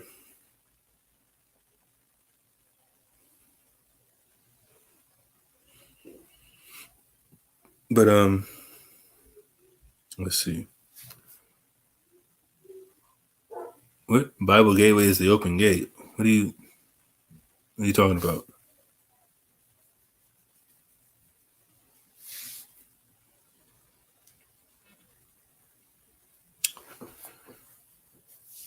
All you gotta do is look up Bible Gateway on your laptop, or like I said, if you have an app or some of your phone, there's plenty of apps you can use, you know. But yeah, let's get back to this. Baruch 2:6. To Yahweh our power are pertaining righteousness. So the Most High is righteous in whatever He does. Judgments, killing people, all that stuff is righteous in the Most High's eyes. That's His prerogative. But unto us and to our fathers, open shame. The Israelites, forefathers, all the way up to now, open shame for breaking God's laws, being abominable, being wicked, being evil, treating each other like garbage, as a pair of this day. Even right now, Baruch is in Babylon as well, writing this. For all these plagues that come upon us, which Yahweh have pronounced against us, as He prophesied, yet have we not prayed before Yahweh. Why is this here? That don't make no sense. Why is this written like that? That's crazy. Salah. Yet we have not prayed before Yahweh. We might turn everyone from the imagination of his wicked heart. So that's what we should be praying for. Being behind enemy lines, being subject to payments, being murdered, rape, robbed, murdered in the Americas as a nation, knowing that we're bugged out of our minds on drugs, working for slave wages, like I said. We should be praying to the Most High, to everybody, for our nation to repent, knowing, like I said, only 1/3 is going to do it. But at the same time, we don't know how long we're going to be here. We should be able to speed up this process by doing what's right, praying for our people, no matter how we feel about them, because overall, it's about the nation. Like I said, so we might turn everyone from the imagination of his wicked heart. Having an imagination of your wicked heart is celebrating Christmas, celebrating Thanksgiving, celebrating Halloween, all those folly days back to back. And we about to come on New Year's in a couple of days. People are going to be celebrating that. Like, it's not a pagan holiday. Like, not necessarily a pagan holiday, but it's a pagan deity that is celebrated to. Janus. Janus is a Greek god, I believe. Janus is short, or some of the short for January. That's what our people are into. Pagan idol worship, unknowingly or knowingly. They don't give a damn. We can say anything you want about Christmas. Guess what? They're gonna still have a tree and presents under it. Thanksgiving. Oh, it's just my family. It's good. It's about eating good food. Like, nah, bro. They set you up for failure by letting you off on those days, thinking you can set up free time to do wickedness. That's what's happening. But as the title says, why not try righteousness? Why not do what's right in the Most High's eyes? Verse 9. Wherefore Yahweh watched over us for evil. So we already knew we were gonna be evil. He gonna set us up as chess pieces on his chessboard and smack us around. And Yahweh have brought it upon us, for Yahweh is righteous in all his works. I just said that, which he had commanded us. So he judges for breaking the commandments, not keeping the covenant, and he's righteous for it, because guess what? We signed up for it, and that's what he gonna put us through. Yeah, we have not hearkened unto his voice to walk in the commandments of the Yahweh that he has set before us. That's where we're in right now. Even silly Christians think they're doing God's work. Like, no, they're not. You're sinning all the day long, thinking Christ is smiling down upon you. No, thinking you have to die and go to heaven. That's madness. You mean you have to die to go to heaven? Like, are you kidding me right now? You're going through hell on the outside, but when you go to the church house, everything is you're just blind to the facts now, right? You know, like I said, I believe Chief Priest Gorilla Hebrew, Alzar Maloya Slakia, always brings this out. Like, none of these Christian pastors, and Aside says it too as well, none of these Christian pastors are speaking on the plight of our people, ever. None of the prominent ones. Why would they? They're just worried about you passing around that collection plate. Lying to you. There's some inspiration in there. I believe it. But guess what? Overall, it's keeping you docile, keeping you in a state of constant sin that the Most High hates. You're being lied to, and you don't know no better. The Most High don't have His Spirit upon you. He got a spirit of delusion. He closed your eyes and your ears to hear the truth. So when now the Israelites is rising up and they having conferences, trying to combat us, which they can't, because the truth is going to reign supreme regardless who's speaking against it. That's why they don't want to debate our particular school, the SICARII, led by powerful brothers that put in years of this work and studying. They know better not to challenge us about this Bible. The same Bible they read, we read. But we have a full understanding because we're the Israelites and we believe we're Israelites. Salat, Mayak, but they can't have that same. It's about family and food for the holy days. Tell them to keep the holy days, and it's like you shine light on a vampire. Exactly. They'll keep Easter happily, knowing damn well don't know rabbit, lay eggs. Crazy. Paint up the eggs, boil them, hide them out on some grass, have your kids like, bro, what? What's that have to do with Christ resurrecting? Like, what are you talking about? It doesn't make any sense. Like, it's just crazy, bro. It's just crazy. But in all actuality, they should be celebrating Passover. That's what it says in the Bible. If you want to look up the Greek word for Easter in that context, it's talking about Passover, feast and unleavened bread, all that type of stuff. But anyways, yeah, man, it's just madness how people thinking what they think they're doing is so upright and things like that. Oops, I didn't mean to do that. Let me go back to. Matter of fact, let me see. I don't know if I'm skipping something again. Baruch 2. Oh yeah, I'm in Second Ezra. Second Ezra 7:16.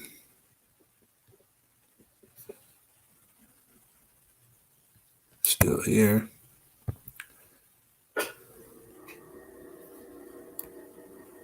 Oops. Second Ezra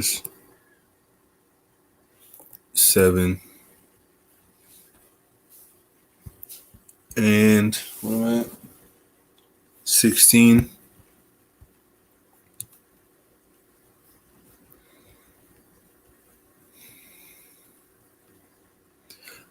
Second Ezra 7:16. Why hast thou not considered in the mind this thing that is to come rather than that which is present? So this is Ezra talking to the angel.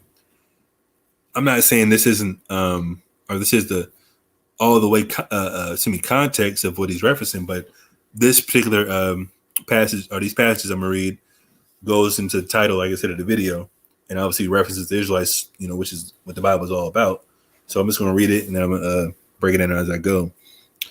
Why hast thou not considered in thy mind this thing that is to come rather than that which is present?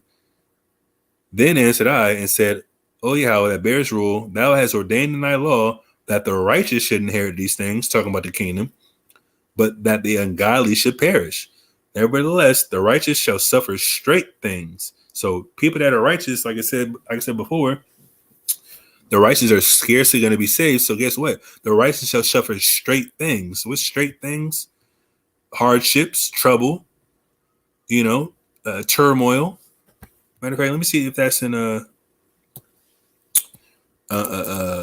Bible Gateway. I don't know if they have Second Esdras in. Okay, they do have Second Esdras. Oh no, they don't. Wait a minute, they don't have Second Esdras? All right, well, never mind. I was see if I was gonna read it in a different translation, but it's all good. Second Esdras 7,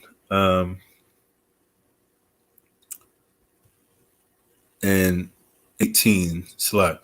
Nevertheless, the righteous shall suffer straight things and hope for wide, and for they that have done wickedly have suffered the straight things and yet shall not see the wide. So guess what? That's what talking about. You caught up in a bind. The wide is referencing like freedom, liberty, the kingship, pretty much the kingdom of heaven. So the people that are wicked are not. They're going to suffer the straight things and not see the wide. They're going to die in their wickedness. Because I said, unrighteous people aren't going to be in the kingdom. They're going to be born in the right minds, but they have to experience that second death. Verse 19. And he said unto me, there is no judge above God, and none that have understanding above the highest. For there be many that perish in his life, because they despise the law of God that is set before them. Period. That's what it's talking about. The hell? What do we know? Weird Russian Czechoslovakian madness in the chat, posting weird stuff. Anyways, Shalak, verse 20. For there be many that perish in his life. Why they perish? Because they despise the law of God that is set before them. The same law that's supposed to give us righteousness, the same law is supposed to give us understanding and wisdom, and have the other nations looking at us like we're the gold standard. But guess what? We're dying because we're not keeping the law. We're dying because we don't want to follow and listen to what the Most High's essentially the people that are the arm of God, the law keepers, and people that want to basically get us back on the right path. The people that are teaching on the street corners, they don't listen to them. They think they're wicked as hell. It's a certain delivery that they don't like, or it's coming from people that they deem as a people that's not prominent. If it's not coming from a person that has a credential or a building or things like that, they don't care. That's why they're going to die in their wickedness, man. And like I said, there's a lot more in 2/3 and 1/3, and that's plain and simple. Salat, verse 21. For God have given straight commandments to such as came. Who came? The Israelites. The Most High came, the Israelites came and got the commandment from the Most High, what they should do to live. We got the commandments, what we should do to live, which is what? Keep whatever is written in the law. It sounds so simple, right? It is simple. You know how it is? Just do it. That's a slogan that people hearken to, right? The Nikes, we just do it, man. We just do it because it's commanded us. We signed up for it, right? And what they should observe to avoid punishment. If you want to avoid punishment, guess what? Keep the commandments right there. Be righteous. Is that a problem? Is that so hard to ask for? To some people it is, yeah, because they like wickedness. They like skating around in the dark. They don't like being revealed for the wickedness, man. It's crazy. Verse 22. Nevertheless, they were not obedient to him, but spake against him and imagined vain things. They weren't obedient to the Most High and people that he sent to tell them what to do to avoid punishment. They didn't want to do that. And deceived themselves by their wicked deeds, and said of the Most High that he is not, and he knew not his ways. So we get into the land. We start getting prideful in a sense, because that's what it says pride is, when you depart from God, not keeping the laws of God. We deceive ourselves with our wicked deeds, doing sin, looking at heathens have idols and we want idols. We got taken into captivity. Guess what? All throughout Judges, he gave us saviors all throughout Judges, but then we still start sinning after that. That's when it's like, okay, I'm not gonna pay pity pat with y'all no more. I'm gonna send y'all to Babylon now. I'm gonna have the Assyrians take the whole northern kingdom up and put them through hell. That's what happened. We imagine vain things, did wicked deeds. The Most High don't see our ways, because guess what? He's a deity. He's a spiritual deity. He did all these miracles in the wilderness, but guess what? That's far removed. We don't know what's going on. We only can see. We can have faith in what we see. That's what's happening. That's why Yahweh Shai had to come and be like, okay, I'm gonna do all this in the flesh, so you can realize, okay, I'm representing the Most High, the same person that brought you your forefathers out of Egypt. So the way you walk after me, the way you how you look at me as an example, that's what you got to do to obtain the kingdom. Keep the laws of God. Have faith in the Most High, more importantly, and fear Him, and then follow the person that walked perfectly in His steps and how He wanted us to originally. Verse 24. But His law have they despised. We despise the law even right now. People buck up against it. They want to be Christians, or they just want to be street people. It's ridiculous, man. Powerful precept, Naquad. Salah. Verse 24. But His law have they despised and denied His covenants and His statutes. Have they not been faithful and have not performed His works? That's how you know the works of the law, or the faith and the works that James is talking about, is the laws of God. You denied the covenants. You despise the law. You haven't been faithful to it. Why? Because you're doing wickedness. You're doing sin. You're not doing what He commanded us. You're not being righteous. But why not try to be righteous now as a nation? That's what this whole lesson's about, man. How about being righteous for a change? Period. That's what's going to benefit us the most. I got a couple more verses. Where are we at? Oh, Psalms 65, 1-5. Okay, yeah. So, and I got one more in the Apocrypha, actually. And then we'll just do some questions for a change, if that's what people have in mind. But let's read this. Psalm 65 and 1. So the chief musician, the Psalm of David. Praise waited for thee, O God, in Zion, and unto thee shall the vow be performed. What vow is that? Where the Most High promised. O thou that hearest prayer, unto thee shall all flesh come. Iniquities prevail against me. So this is David representing his own sin. He's acknowledging his sin. As for our transgressions, talking about the nation, thou shalt purge them away. The Most High gonna purge our sins away. He can do it at any given time, but ultimately it's going to happen when Hamashiach Yahushua comes back and puts in a new covenant. Blessed is the man whom thou choosest and causes to approach unto thee, that he may dwell in thy courts. Talking about the Israelites, obviously we're the chosen people. We're the only ones that's allowed to dwell with the Most High. The Most High chose us first and foremost. We shall be satisfied with the goodness of thy house, being in the presence of the Most High, mainly the temple, even of thy holy temple. That, like I said, talking about the temple. Terrible things and righteousness wilt thou answer us. Ooh, we. So what is that talking about? By terrible things and righteousness will thou answer us. That can be anything. That can be death. That can be famine. That can be somebody, catch some type of ailment. By terrible things and righteousness, talking about the Most High's righteousness, not ours. The Most High's righteousness in everything He does, like we said before. Even in judgment, even in terrible judgments. Us eating our kids is a judgment. The Most High is righteous for allowing it to happen because we broke His commandments. O God of our salvation, who art the confidence of all the ends of the earth and of them that are far off upon the sea. Talking about all the scattered Israelites. Everybody eventually is going to serve the Most High in the kingdom, but the Israelites are going to be the ones that are going to be dwelling at the temple in the inner courts for the most part. Let me see the chat. Oh, nobody say anything? Cool. All right. I'm going to go to Sirach again real quick. And I got like 2 more verses after this. Matter of fact, hold on. Yeah, Sirach 35 and 3.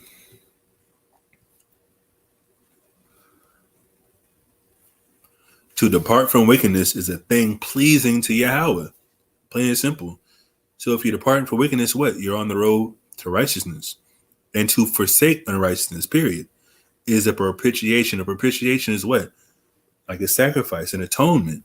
You're atoning for your own sins by turning from wickedness to righteousness. That's why it says, and to forsake unrighteousness is a propitiation, is an atonement. You don't have to put some on the altar to atone for your sins, because obviously, like I said, right now we don't have a temple, and obviously Yahushua died for our sins. So every time we repent, we die daily. Obviously, we shouldn't be committing sins on purpose, but sometimes, like I said, our thoughts can go some places we don't want. We can't necessarily say, okay, well, I'm gonna get judged for it, but at the same time, we know, hey, we're trying our best to, take in captivity our thoughts and walk accordingly in our flesh as well. That's an atonement for going off or thinking about certain things you shouldn't. But that's all I had there. Let's go here.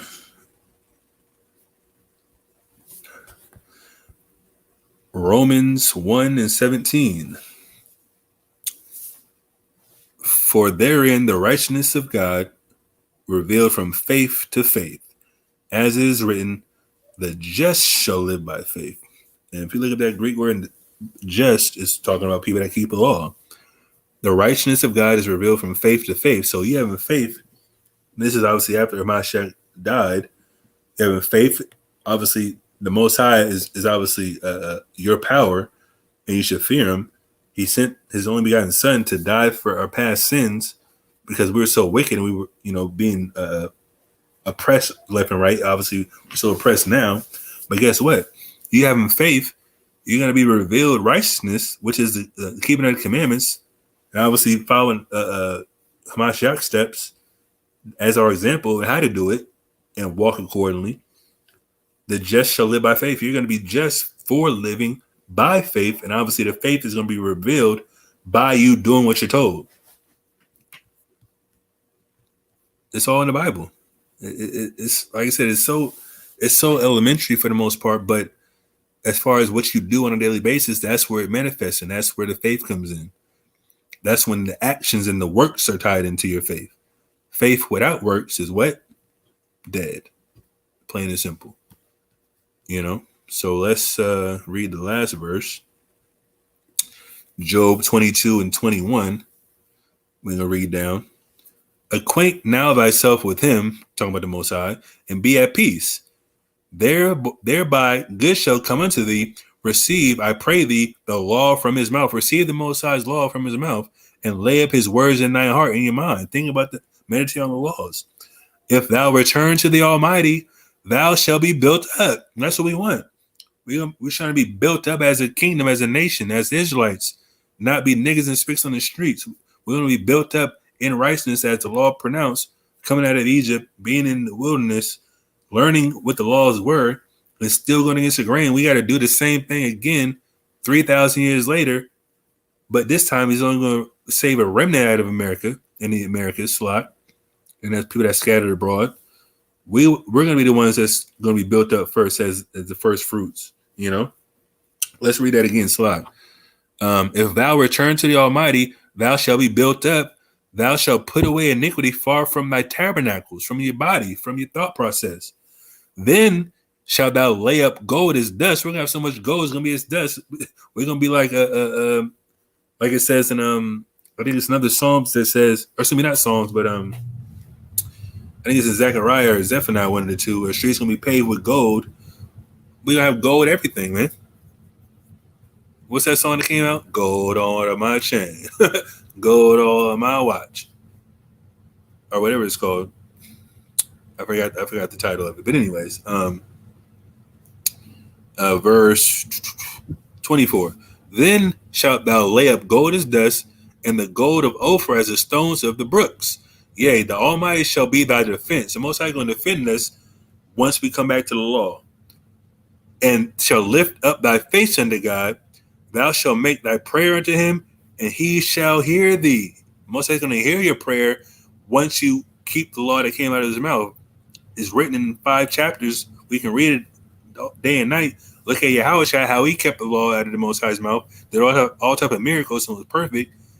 And obviously, like I said, we have to look to as our chief example of how we're supposed to walk on the earth. So instead of reading out of a book how we were doing it before and not having an example to do it, a reason to do it, Yahushua came by, gave us a reason why we should do it, and obviously the perfect way to do it in love. And you can still rebuke people in love, because like I said, there's still gonna be judgment for not for breaking laws, but there's a level of mercy now. Since we're not in our land, we don't have a temple to sacrifice. We have to be our own propitiation by renewing our minds and walking accordingly, period. Thou shalt make prayer unto him, and he shall hear thee, and thou shalt pay thy vows. Thou shalt also decree a thing, and it shall be established unto thee, and the light shall shine upon thy ways. When men are cast down, then thou shalt say, there is lifting up, and he shall save the humble person. Ooh wee. Let me read that again. When men are cast down, like we're right now, we're cast down, then thou shalt say, we're going to say, there is lifting up, because what the prophecy is going to say, we're going to be lift or sifted through the grain, and not at least grain shall fall from his hand. Lord willing, like I said, that's us. It says, and he shall save the humble person. He humble, he doing what's right in the Most High's eyes. He gonna be your defense. You gonna have gold as silver. You gonna Most High says he's gonna shine light upon your ways. Be a light to the world, like you said in Matthew as well. Matthew 5. How Yahushua was, he was a light to the world of Israel, being an example, doing things that nobody else could do. Why? Because he kept the law. He had a faith. He had the Holy Spirit. And like I said, we have the Holy Spirit as well, but we're still fighting against our flesh because we're not perfect at this time and place. But guess what? We're cast down now, but we will be lifted up by the walk that we're doing in these times. Being humble in our walk. We can still rebuke people and be humble. We can still, tell people, if there's a judgment, if you don't repent, and still be humble. Just because we use quote unquote modern day curse words doesn't mean we're not humble. We're just doing it in a fashion that isn't suitable to a soft Christian's ears, But guess what?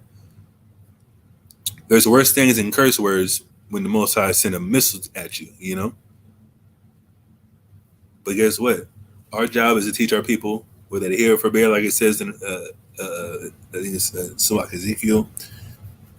Our foreheads stronger than their foreheads. Whether they hear or forbear, they're gonna get this word, man. They don't get this work, like they say, Lord of luck. So you feel me? But anyways, that's all I got. Ended right at the 2 hour mark. But we gonna open the floor up for questions. And Lord willing, like I say, y'all was edified, So anybody got questions, they can type it in the chat. I'm gonna answer them to the best of my ability.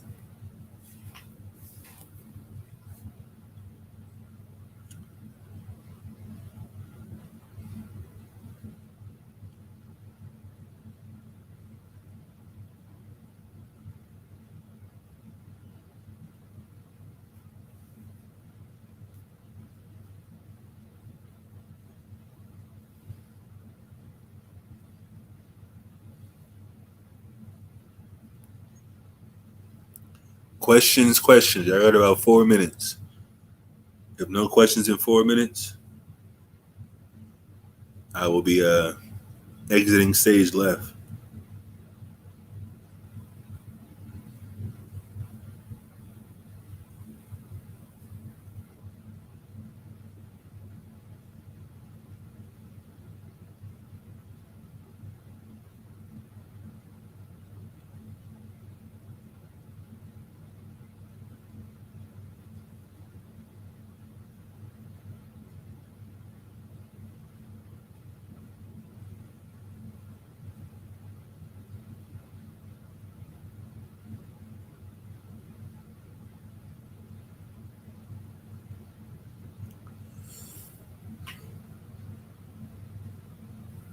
All praises, Dark Child.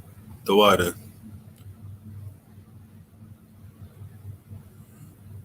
The book of Esdras. Like I said, if you have a phone, Deli, You gotta download the King James Version app with the Apocrypha. The website, like I said, I showed you. I went to it earlier. Um, I just showed you earlier the website with the King James.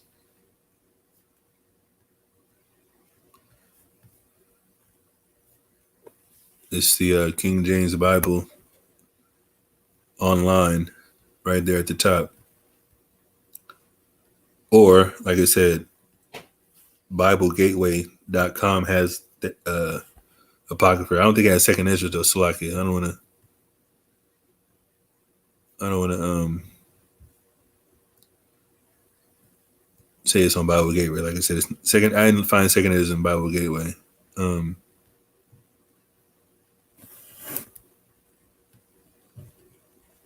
oops. But yeah, on your phone, like I said, just as a excuse me, quick version, just go to the King James app with the Apocrypha on your phone. Yeah, it's on your phone, Deli. If you have a phone, King James. Yeah, just go to King James Bible online. Bible Gateway. No, don't go to Bible Gateway. It's on the screen right now. King James Bible online. Second Ezra's. Second Ezra's right here.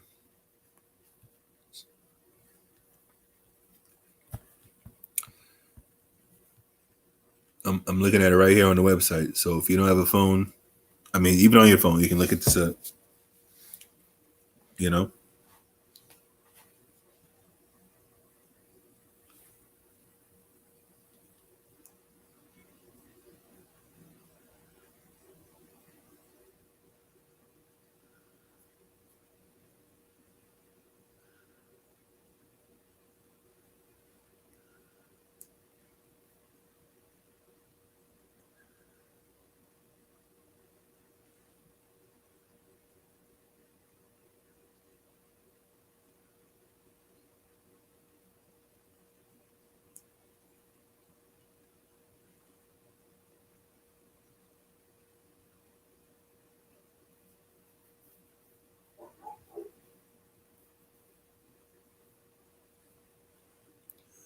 Questions. I'm gonna give y'all 2 minutes.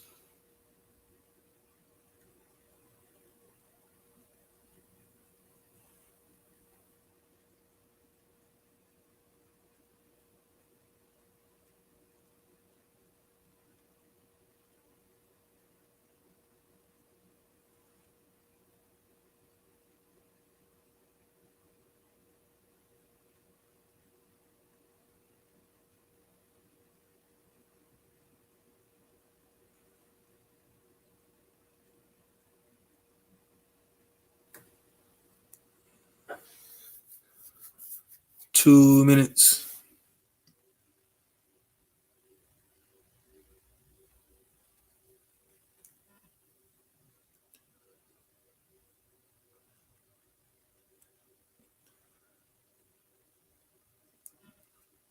The most challenging time for me in the truth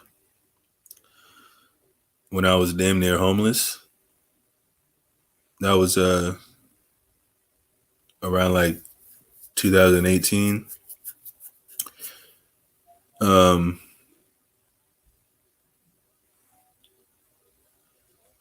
I was basically I had a place to stay, but I ended up like living with some family, and they gave me a timetable, and I didn't really do what I had to do during that time. I ended up living out of a hotel for like 3 weeks until I got my apartment. So that was definitely challenging. But other than that, um, just basically, buckling down and studying. I mean, it's not necessarily huge ordeals, but that was kind of like the most challenging time at that time. Other than when I first came in, stop smoking or whatnot. You know, nothing too crazy, but that was definitely challenging for me.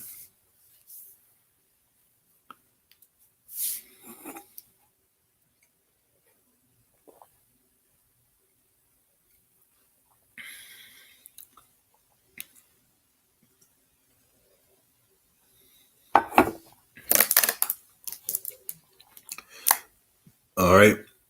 Y'all got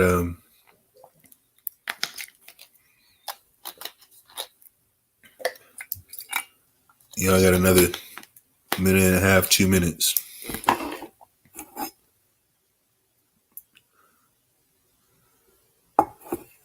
Second Ezra 6:21. Is that saying kids were born premature? Let's look it up. Oops, 6.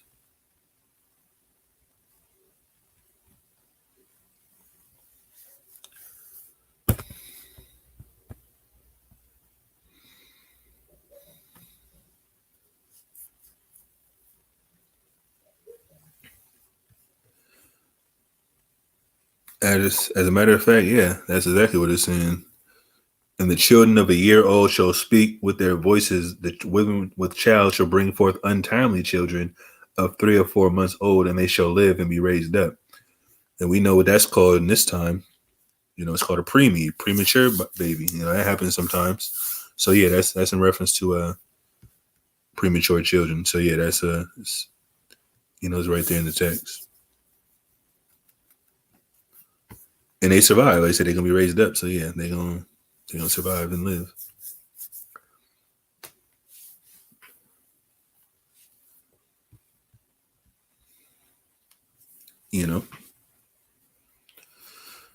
Any other questions? I still got to edit some videos tonight, so I got some things to do. So yeah. Any other questions?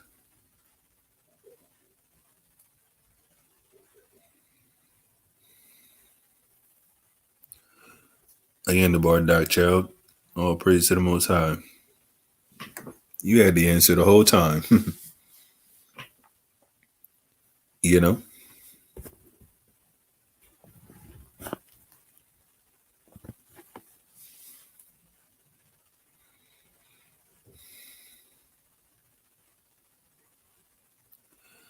Well, I'll give y'all another 30 seconds and then I'm out of here. We're going to come with a lesson next week. I'm going to try to go into some more history, like I said. So I'm going to read a couple more books. I might go into some more archaeology. We're going to see. But I'm going to try to mix it up a little bit. Because like I said, I'm pretty sure a lot of people don't necessarily know all the history. So like I said, I'm definitely familiar myself with more history as well. But we gonna learn together. It's all good. But with that, we gonna close out. Give all praise, honor, and glory to Yahweh by Shem HaMashiach Yahushai. And say shalom to water for everybody that participated, tuned in, is gonna watch later on. All praise to the Most High, Lord willing, is edifying. And we're gonna continue late night love next Thursday, Lord willing. Shalom.